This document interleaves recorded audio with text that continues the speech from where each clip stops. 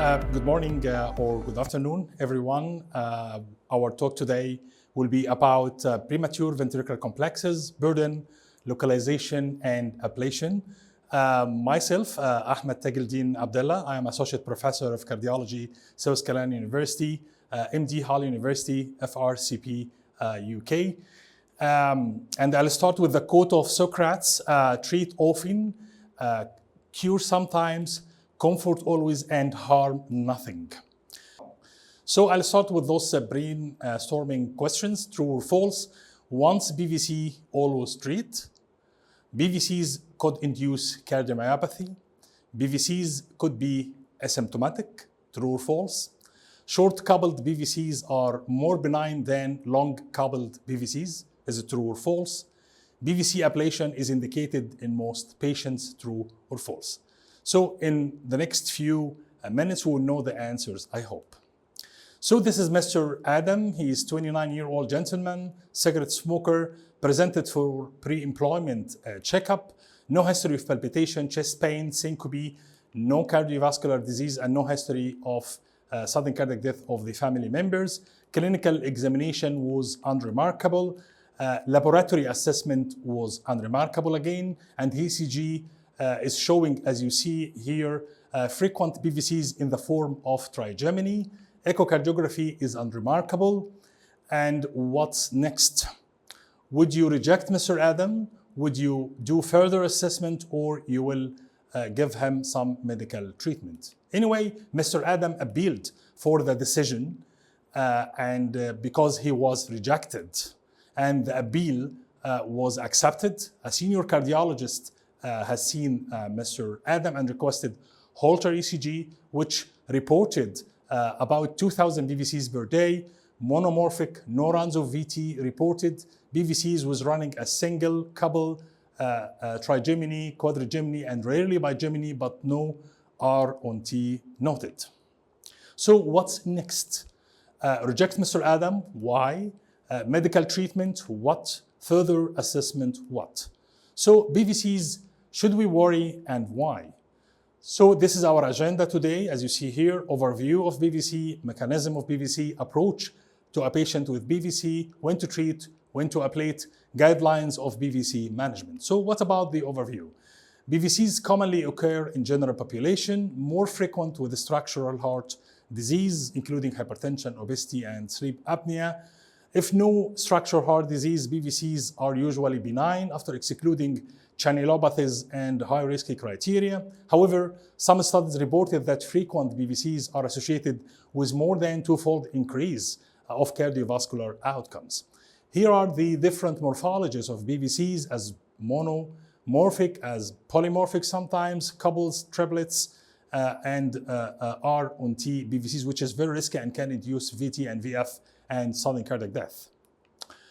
So here is how to have the ECG features of PVC and how to localize PVC from their ECG. For example, epicardial PVCs usually have large R wave in V2 up to V6 if it is about great cardiac vein. And fascicular VT, for example, have right bundle branch black morphology, and you can see the other morphologies of PVC as seen here in this illustrative diagram.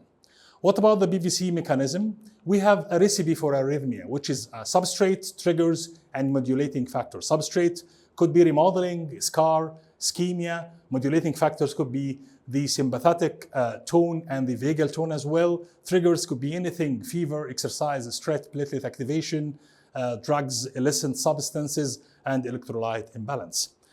And in presence of those triggering factors and arrhythmia substrates, PVCs could be triggered by abnormal automaticity, re-entry, especially across a scar, triggered the activity early or delayed after depolarizations. How to approach a patient with PVC? It's very important when we see an ECG or Holter to see the PVC coupling interval, because short-coupled PVCs can induce rapid ventricular tachyarrhythmia and might lead to sudden cardiac arrest and sudden cardiac death eventually. Triggered automaticity usually have a stable cycle interval of PVCs, which shortens with high sympathetic tone and prolongs with parasympathetic drive, while reentrant one have variable cycle interval across the fibrous annuli of the PVCs near aorta or pulmonary valves or the AV junction. As you see here, sometimes PVCs are on T and could eventually, while you are doing 12-lead ECG, you can see a triggered ventricular tachycardia. So assessment for a patient with PVC, clinical evaluation is very important, including a complete history taking and clinical assessment, especially stressing on symptoms, structural heart disease, prior diagnosis of structural heart disease, syncope, non-cardiac disorders, family history of sudden cardiac death. ECG, you should report all ECG parameters, including PVC character, morphology, QT duration, and any evidence of channelopathies, while in echocardiogram, which is one of the basic assessments of PVC, you have to assess the LV function, RV function, and size, and whether there is any evidence of segmental wall motion abnormality or pulmonary hypertension. Holter monitoring is indicated in all patients with PVC, and it will tell you so many data about PVCs: morphology, frequency, whether there is VT or not, whether there is any associated other arrhythmia, and the morphology of PVCs and the high-risk criteria, which includes polymorphic PVCs, R-on-T PVCs as well. Exercise testing is indicated when you think that PVCs are triggered by catecholaminergic surge. So if PVCs increase with exercise stress, so this is possibly catecholaminergic PVCs, which could induce catecholaminergic VT. Coronary angiography in patients suspected for ischemic heart disease, cardiac MRI, if most of investigations reveal no structural heart disease, but you are suspecting subendocardial ischemia or any evidence of previous myocarditis.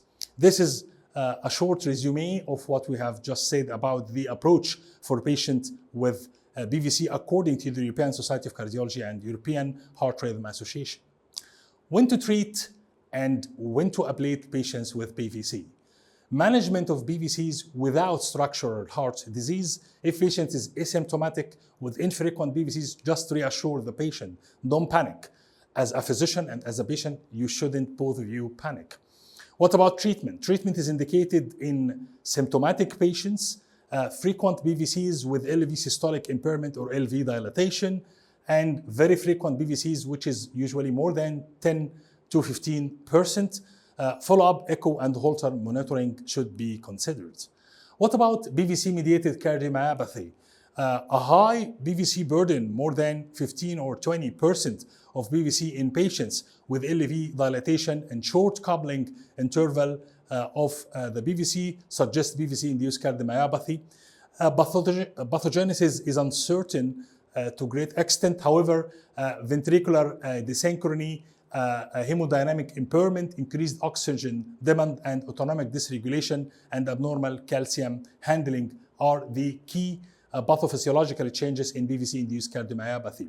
What are the predictors? Underlying structural abnormalities, obesity, absence of palpitation, because this will delay the medical advice.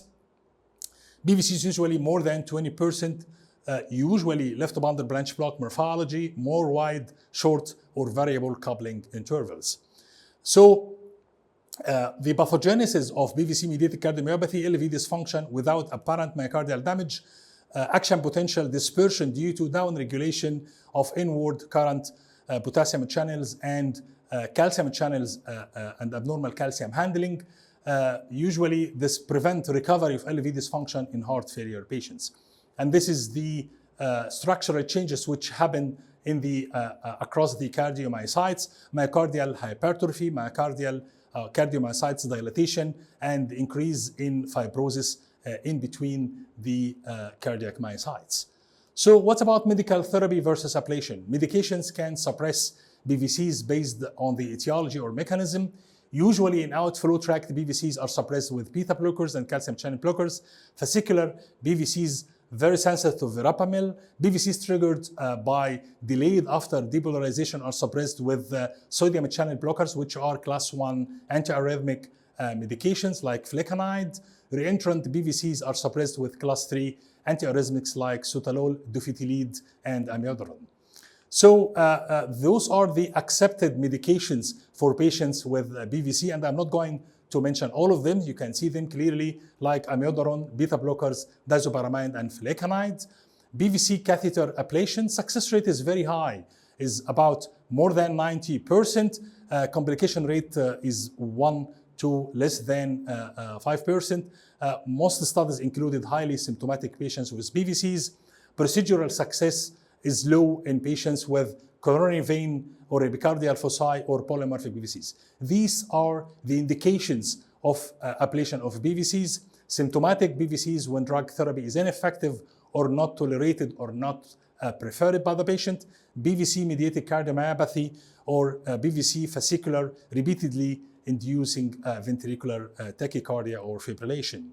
This is a multi-center outcome of catheter ablation of idiopathic premature ventricular complex published as 2015 in the one of the important cardiac journals, American College of Cardiology Foundation.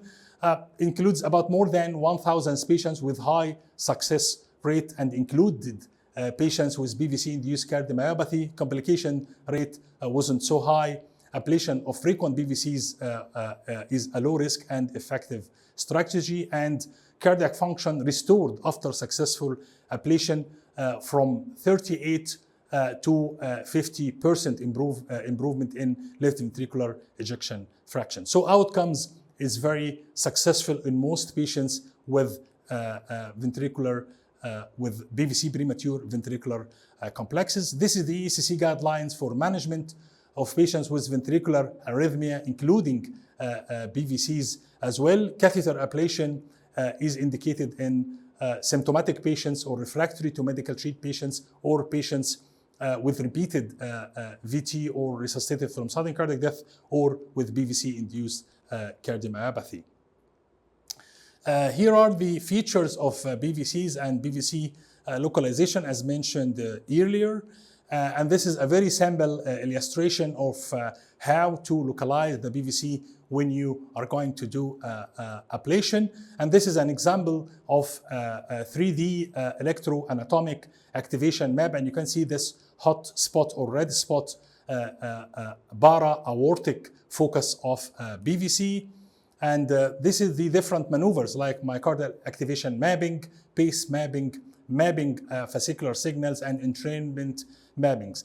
Those are the different modalities of PVC ablation. However, they have their limitations, as you could see here. So what about the guidelines of PVC management? This is the EHRA, Heart Rhythm Society, expert consensus about ventricular arrhythmia. No treatment other than reassurance is needed for patients with neither structural heart disease nor inherited arrhythmogenic disorder who have asymptomatic or mildly symptomatic PVCs. Flecainide and propafenone are not recommended to suppress PVCs in patients with reduced LV systolic function or myocardial ischemia. Catheter ablation may be beneficial by improving symptoms of LV dysfunction in patients suffering from frequent PVCs, more than 10,000 a day.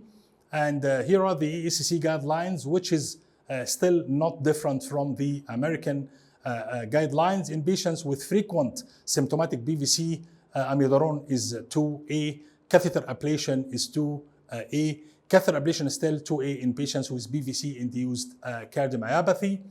So what about Mr. Adam? We have to go back for our patient, Mr. Adam. He has infrequent PVCs, he has asymptomatic PVCs, and he hasn't any evidence of structural heart disease. So what's next? Patient reassured, advised to stop smoking and do some exercise training.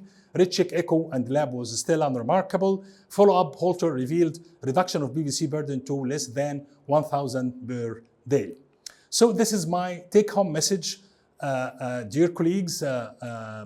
PVCs, when to worry. We should worry if there is a structural heart disease, if there is channelopathies, LV dysfunction, aborted sudden cardiac arrest, syncopal episodes, and Holter criteria of high-risk PVCs, polymorphic, R&T, frequent or VT runs. And here is the approach of PVC management. We should confirm diagnosis by echo, stress test, and MRI if needed.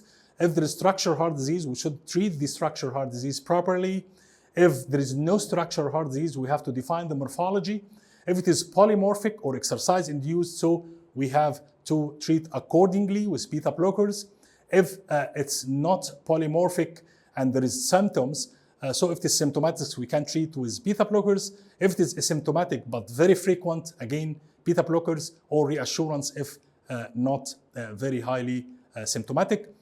Still, catheter ablation is indicated for patients with symptomatic PVCs when drug therapy is ineffective or intolerable or not preferred by the patient, in patients with PVC cardiomyopathy, and in patients with PVC, usually fascicular, which induce VT or VF. Thank you very much, and I wish all you a good health, and thank you.